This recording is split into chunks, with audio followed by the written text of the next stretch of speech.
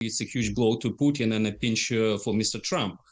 We highly appreciate Europeans making that decision and enabling us to fight back the Russians, while the Russians have no sign of the willingness to stop this war anytime soon. Let's kick off with a really big story of the day, and that, of course, is Ukraine funding.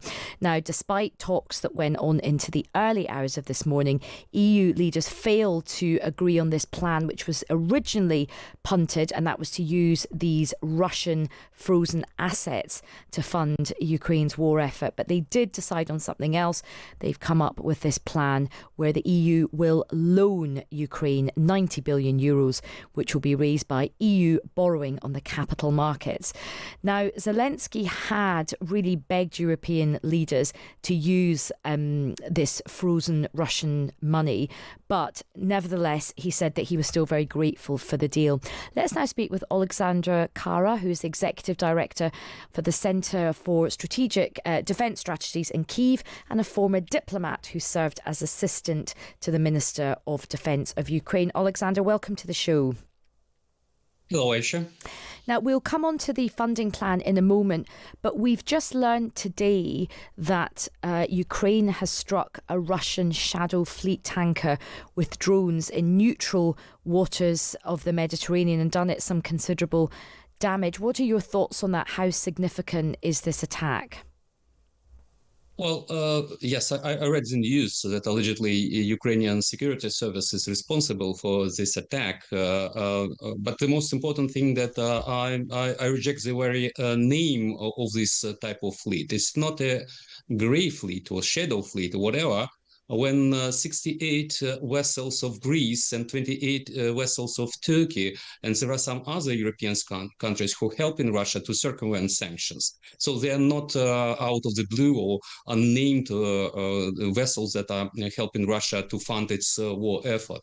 And I believe it is good for Ukraine to target the Russian energy infrastructure on the mainland, and certainly their vessels exporting oil, because Russia is a oil and gas pipe station that is getting most of its hard currency income from exporting of energy. And by targeting the Russian energy, we are trying to coerce Russia into a ceasefire, and we are trying to undermine their resource base for their ongoing aggression.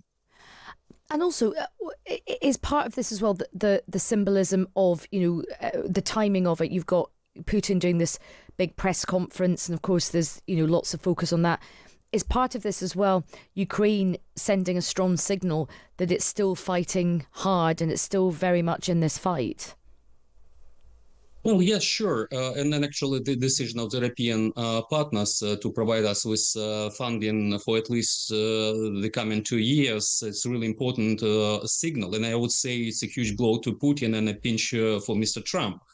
We highly appreciate Europeans making that decision and enabling us to fight back the Russians, while the Russians have no sign of the willingness to stop this war anytime soon. So it's really important. We commend and we applaud the Chancellor of Germany, who was behind the effort to unblock the Russian frozen assets and to stream them to Ukraine's defense and reconstruction. Unfortunately, this effort failed because of Belgium, Italy, and some other countries who against this decision. They didn't want to set a precedent, as they say. But in reality, it could have been a good precedent, because in 1945, the Allied powers established the Nuremberg Tribunal to try the leadership, political and military leadership of the countries that committed atrocities and started war of aggression. And I believe with this decision to stream this money to Ukraine, it could have been a good example for Russia that whether they have much larger military or a stockpile of nuclear arms, they will not be unpunished, and they will face justice. But anyway, we are grateful that we will be able to defend our country, and we will have an upper hand in discussions with Russians if they are serious to stop this war. And in terms of, how much will this loan do for Ukraine? And how far will this 90 billion go? When the Russians attacked us in the first place in 2014, we've lost Crimea, parts of the Donetsk and Lugansk region, and it was 1/4 of Ukrainian GDP. Donetsk city, actually my hometown, is a highly industrialized city and was contributing hugely into the Ukrainian economy and GDP. And after the full-scale invasion, we lost possibly 1/3 of our GDP. And that's why it's so important. It's crucially important for Ukraine to have this assistance from our partners. And it's good that their words are not falling behind their deeds in supporting Ukraine in the long term. So it will provide us with opportunity to pay salaries for the military and the civilians, to run our economy, and certainly to invest into building defense capabilities, and certainly kill Russians on the battlefield, and by doing that in great number, coercing Putin to stop this insane war. And if you hadn't got this money, this 90 billion, how close do you think the Ukrainian economy or the war effort would have come to collapsing or grinding to a halt? Oh, well, money fits the war. Without money, it's not possible to fight. And we need huge amount of money because we are fighting the largest country on earth with much larger population and military. And certainly without that money, we could have been in dire straits and in a position to possibly accept the capitulation from the Russians. And I don't think that is in the cards of Europe. I believe something really important happened in the last year and a half, that finally our European partners realized this war is not just about some territory of Ukraine or Ukrainian statehood. It's about the future security and well-being of the whole continent. And that's why investing in Ukrainian defenses is a really good thing. Possibly it's a bit cynical, but the European treasure and Ukrainian blood are buying time for Europeans to strengthen their defense and deterrence capabilities, and trying to persuade Mr. Putin that it's not a good idea to attack the European or NATO country.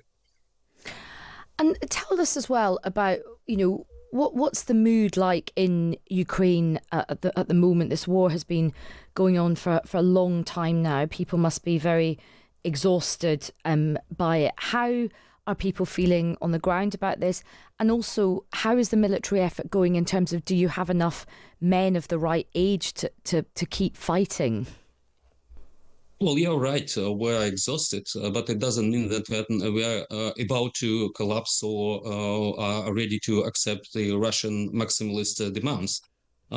Just last week, there was an opinion poll published in Ukraine. Only 17% of Ukrainians are ready to sacrifice territory in return for so-called peace. And 75% of Ukrainians are against any territorial concessions to Russia.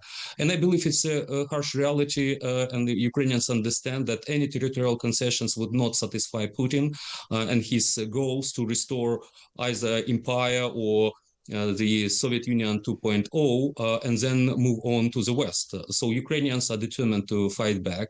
And we know what's happening to our people on the occupied territories. I'm native of Donetsk, as I said, and I'm ethnic Greek.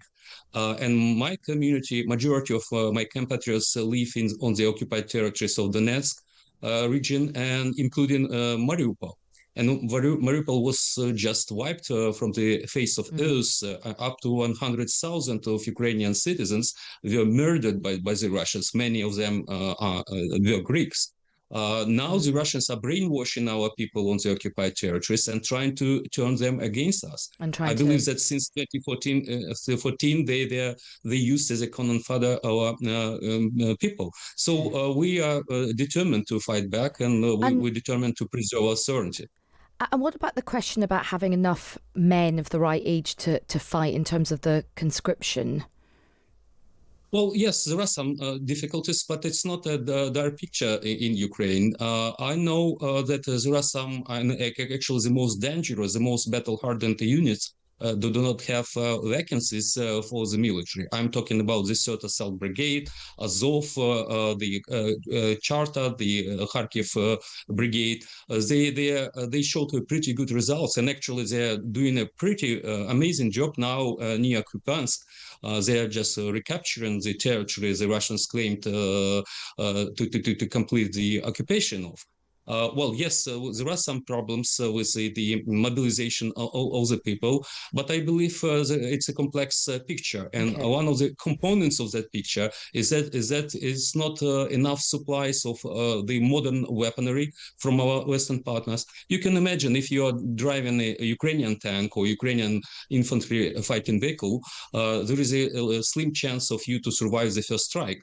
But if you are driving a Bradley or Stryker or some other Western made, even though they are obsolete, they are old pieces of equipment, there is a high chance you survive the second and third and in more strikes, and you'll be able to fight on. So we need capabilities that we lack, like air power and long-range missiles, to change the tide of this war. Unfortunately, our partners either are not capable of doing that, like with the long range, because Europeans are not producing this type of weapons, or they lack a willingness to provide us with modern jets that can secure our guys in the trenches.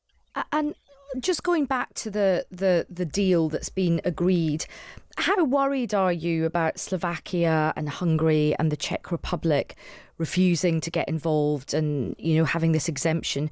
Are you worried that this might signal the beginning of more fractures in Europe over supporting Ukraine?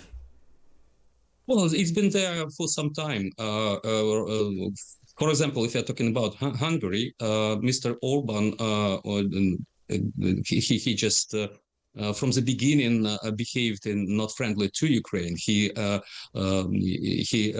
deployed armed forces closer to our border and heavy armed forces. Possibly he thought that if Ukraine collapsed, he can annex some Ukrainian territories. He forbid the transfer of weapons from Western countries via the territory of Hungary, and he was actually blocking many efforts of the European Union to sanction Putin's friends and some key figures of his regime, including the Patriarch of the Russian Orthodox Church. So he was there.